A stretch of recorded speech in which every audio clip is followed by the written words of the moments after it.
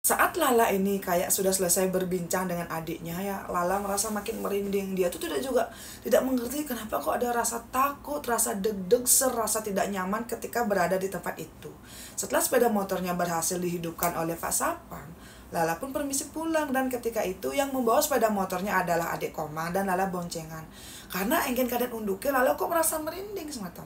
Setelah tiba di rumah ya, Lala menceritakan apa yang dia lihat kepada keluarganya. Dan ibunya bilang, bener deh kamu melihat itu. Lala sampai bersumpah semetong kalau dia tidak berbohong. Dan ketika itu adik Komang bilang, oke, apa jangan-jangan selama ini rumor yang beredar di sekolah saya itu benar ya? Kalau murid yang diri karena ketahuan berhubungan suami istri di ruang kelas itu memang benar-benar masih di sana mbok rohnya. Nah, semetong mendengar cerita ini, Lala makin merinding dan kayak ingin tidur dengan si adik Komang malamnya. Nah, waktu itu, karena Lala tuh masih kepikiran dengan siapa wanita yang dia lihat di lantai 2 itu, Lala pun tidur dengan adik Komang di kamarnya adik Komang. Kamarnya adik Komang ini adalah kamar yang paling besar dan juga di sana ada AC, semeton. Dari jam 9 malam, Lala dengan adik Komang sudah masuk kamar dan juga bercerita. Nah, sekitar jam 11 malamnya, adik Komang sudah tertidur dan Lala terbangun. Ketika itu Lala duduk dan engken keadaan unduke. Padahal saat itu tuh ya AC-nya hidup, tapi kok Lala tuh merasa kegerahan. Karena dia merasa kepanasan, Lala pun masuk ke kamar mandi dan mengganti bajunya dan mandi di sana. Tapi saat Lala ini kayak bercermin sambil seriok, kok sekilas dia melihat semata bayangan dari seorang wanita yang rambutnya panjang, poninya itu sampai di hidung dan juga tersenyum lebar kepada dia, menggunakan baju warna coklat.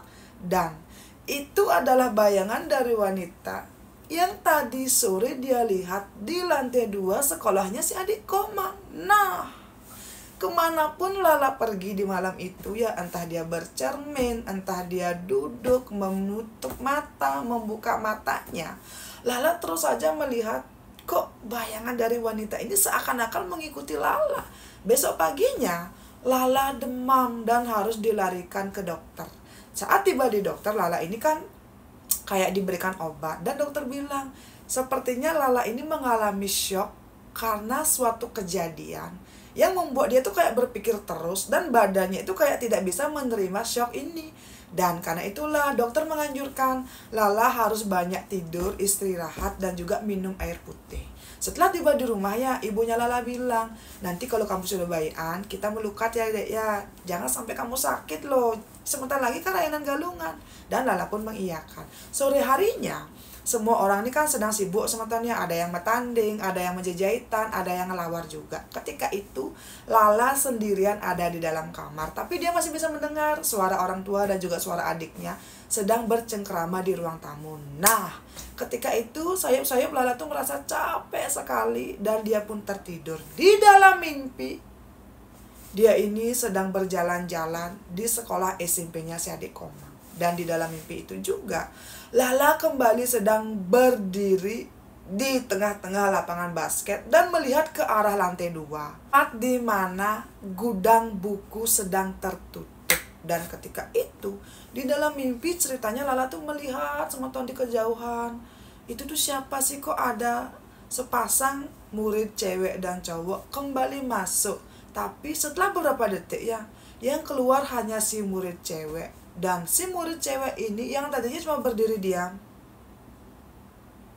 dengan keadaan rambut digerai dan poninya itu kayak menutupi mata dan hidung segini, kembali tersenyum. Nah, saat itu ya, di dalam mimpi tiba-tiba adik Komang moge lari. Nah, saat si Lala ini melihat ke belakang dan juga ingin meraih tangannya si adik Komang, tiba-tiba lehernya si Lala ini dicengkram oleh si wanita tadi. Kemudian wajahnya si Lala dan juga si wajah wanita ini langsung breng, kayak benar-benar bertatapan gitu loh semata. Dan tangan kanan dari si wanita ini masih mencengkram lehernya si Lala. Ketika itu matanya si Lala dan juga mata dari perempuan ini benar-benar saling bertatap-tatapan. Dan saat itu, entah nyata atau tidak, Lala melihat di dalam matanya si wanita ini, dia itu sedang menangis dan minta tolong kepada Lala. Tolong, tebus dan juga buatkan banten untuk si wanita ini di lantai 2. Karena walaupun sudah bertahun-tahun si wanita ini sudah diaben, rohnya masih tertinggal di sana karena itu adalah tempat yang membuat si wanita ini memilih untuk bunuh diri. Boom!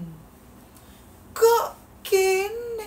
Jadi selama bertahun-tahun si wanita ini sudah diaben, tapi rohnya masih tetap datang ke sana karena dia itu belum ikhlas dan juga ada banten yang kurang semeton. Nah, di dalam mimpi semetonnya si wanita ini tanpa berbicara langsung mencekik si Lala kuat-kuat. Dan saat itu Lala bilang di dalam mimpi, iya saya nanti bilang kepada orang tuamu, tolong lepaskan. Saat Lala berkata seperti itu, tiba-tiba cengkraman dari wanita ini melepas lehernya si Lala dan Lala pun tersadar. Dan ketika dia tersadar, dia masih berdiri di tengah-tengah lapangan basket sambil melihat kalau si perempuan ini berdiri di depan lantai 2 sambil tersenyum. Dan juga berjalan mundur masuk ke gudang lantai 2. Blow! Pintu pun tertutup. Ketika pintu tertutup, Lala pun mulai tersadar. Dan ternyata saat itu semeton Lala masih di dalam kamar dan itu sudah Rainan Galungan. Nah, ketika itu semetonnya Lala terbangun dalam keadaan baju yang sudah basah kuyup. Dia tuh kayak, ini benar gak sih? Lala pun keluar rumah dan juga menceritakan apa yang dia alami. Ketika itu, untungnya semeton orang tuanya Lala ini termasuk orang tua yang sangat peduli dan juga percaya dengan hal mistis. Dan ternyata murid yang dirumorkan gantung setelah ketahuan melakukan hubungan suami istri di SMP tempatnya adik Komang bersekolah, itu adalah anak dari salah satu teman baik ibunya Lala, yang rumahnya itu memang beda banjar tapi masih satu desa dengan Lala. Besoknya ya, saat mandis Galungan, Lala dengan orang tuanya melali ke rumah si perempuan ini. Kemudian Lala menceritakan apa yang dia lihat, apa yang dia dengar, dan juga permintaan dari si wanita ini. Ternyata itu tuh adalah kisah yang sudah terjadi sekitar 7 tahun yang lalu. Tapi memang kayak disembunyikan juga, kayak diumpet-umpetin oleh pihak sekolah agar tidak banyak yang tahu. Tapi yang namanya juga gosip semetonnya, mungkin dari satu mulut ke mulut yang lain, ada juga beberapa oknum yang tanpa sengaja menyebarkan ini, sehingga cerita ini tuh kayak sudah melekat di SMP tempatnya adik Komang bersekolah. Dan untungnya semeton orang tua dari si wanita ini percaya, dan akhirnya setelah Rainan Galungan itu ya, orang tua dari wanita ini membuatkan banten kembali dan datang ke sekolah adik Komang untuk menebus rohnya si wanita, agar si wanita ini tidak terus-terusan saja datang ke sana karena masih belum ikhlas dan juga belum bisa memaafkan apa yang sudah terjadi padanya sebelum kematiannya. Nah, setelah hari itu, asnungkaranya Lala tidak pernah lagi melihat sesuatu yang aneh, tidak juga pernah lagi mendengar sesuatu yang tidak seharusnya dia dengar. Dan saat itu Lala tuh kayak berpikir keras, kenapa kok dia dan kenapa kok tumben harus seperti itu yang dia alami. Setelah itu semeton Lala ini sempat dilukat ke geria, dan orang pintarnya bilang, sepertinya Lala ini suatu saat nanti akan menjadi orang pintar yang mungkin perantaranya itu ya bisa berkomunikasi dengan makhluk tak kasat mata. Jadi ini tuh kayak mungkin baru sebagian kemampuan yang akan Lala miliki di masa depan, yang sedikit demi sedikit mulai mekebengan, dan yang memang akan Lala nanti alami di kemudian hari setelah dia menikah semeton.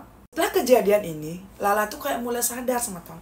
Ternyata apapun itu gosip ataupun rumor dan mitos di tempat-tempat yang angker, yang konon katanya ada makhluk ini itu, mungkin saja itu memang pernah terjadi, sehingga menjadi mitos yang melekat di tempat angker yang ada di luar sana. Jadi jangan sampai kita menjadi seseorang yang tidak percaya dan melakukan hal yang aneh-aneh.